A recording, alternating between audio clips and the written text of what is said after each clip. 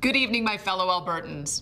I am truly humbled to speak with you as your Premier tonight, and I want you to know how seriously I take the responsibility to serve you in this office. We are facing a very difficult time as a country and as a province. We've been through a lot together these past 3 years, but still have many challenges ahead of us. Tonight, I want to address how our government is going to work together with you and your family to overcome these challenges. First off, I wish to address the inflation and affordability crisis.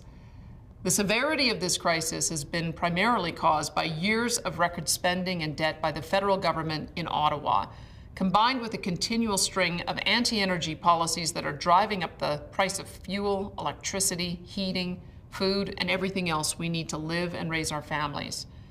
Too many moms and dads are having to choose between nutritious food for their children and making their rising mortgage payments. Many seniors are choosing between filling their needed prescriptions and fuel for their vehicles.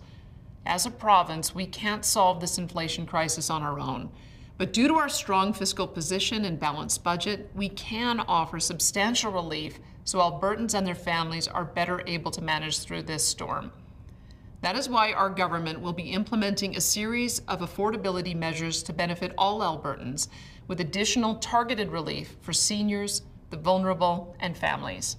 Although details of this Inflation Relief Act are still being finalized, measures will include the following. For seniors and families with dependent children under 18 years of age, we will provide $600 over 6 months for each child as well as each senior. This will be targeted to middle-income families with household incomes below $180,000. That same amount will be provided to vulnerable Albertans collecting AISH and PDD and income support. We will suspend the entire provincial fuel tax for at least the next 6 months and make the current fuel relief program permanent thereafter. We will index all provincial tax brackets retroactively to 2022, resulting in larger rebates when you file your taxes this spring. We will also index for inflation, AISH, PDD, income support, the seniors benefit, and the Alberta Child and Family Benefit beginning this January. We will provide an increased rebate on consumer electricity bills through the winter months, totaling an additional $200 per household. We will limit spikes in winter electricity rates while continuing with the current natural gas rebate program. And finally, we will invest in food banks and expand low-income transit passes to ensure every Albertan has access to food and mobility for their families. These are just first steps, and there's much more to do. But I will ensure every decision our government makes from now until this crisis is over balances affordability for Albertans with the need for continued balanced budgets and fiscal responsibility. Because when our province's financial house is in order, we have the ability to assist Albertans through times of crisis, just like this one. Our province's other big challenge is healthcare. We have amazing frontline staff. Our nurses, doctors, paramedics, and other health professionals are truly world-class in every respect.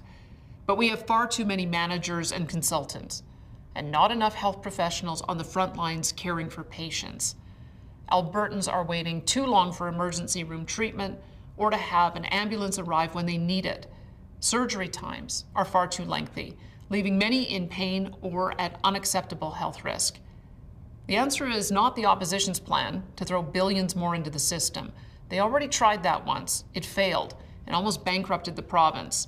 But maintaining the status quo cannot continue either. Albertans want our government to get to work on fixing these problems without delay. That is why last week, Minister Jason Copping and AHS Official Administrator Dr. John Cowell initiated a health reform action plan to specifically target our most urgent healthcare challenges without disrupting frontline services. What does that mean for you and your family? It means more health professionals in emergency rooms to make sure those who need beds get them faster, and those who need a simple prescription or alternate care can get that care without having to be in hospital.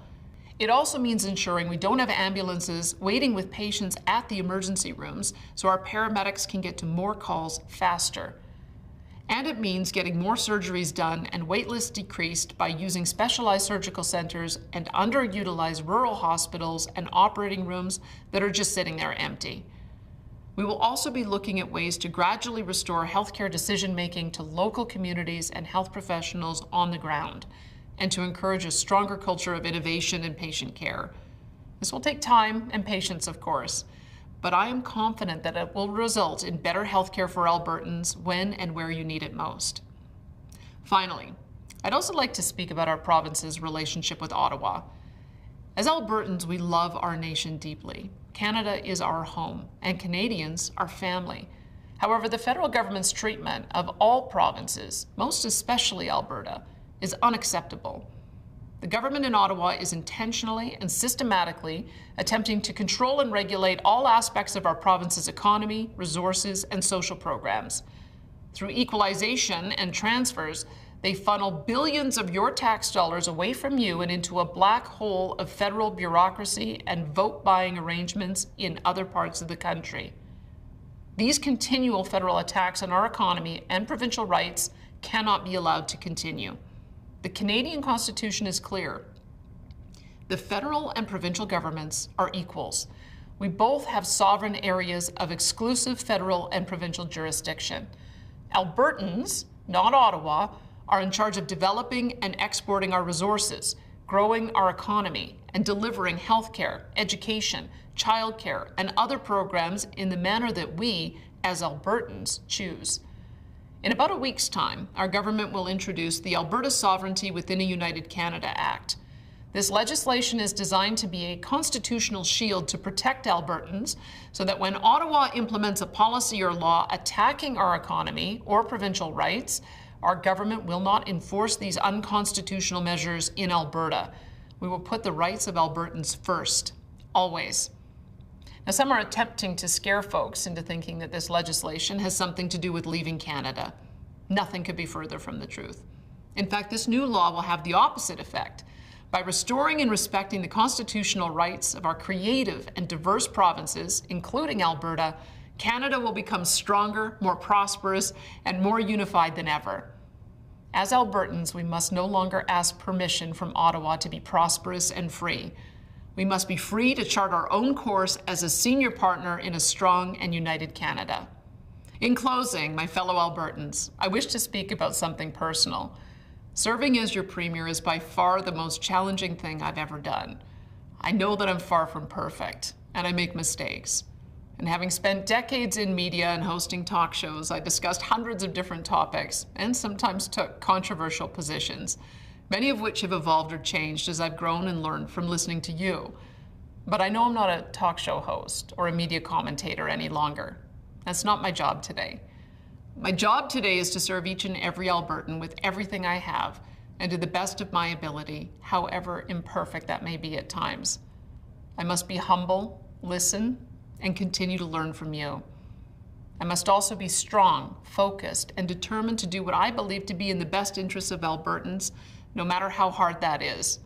But when I'm wrong or make a mistake, I will look to follow the example of our dear departed friend, Premier Ralph Klein, admit to it, learn from it, and get back to work, because that is the Alberta way. I love this province and everything it stands for. We are a land of pioneers and farmers, entrepreneurs and innovators, communities and families, a place where the best and brightest come from every corner of this world to join with us in building one of the greatest places on earth to live, work, and raise our families. Together we can and will overcome every challenge we face to ensure that our province's best days are still to come, and that Alberta forever remains strong and free. Thank you, and good night.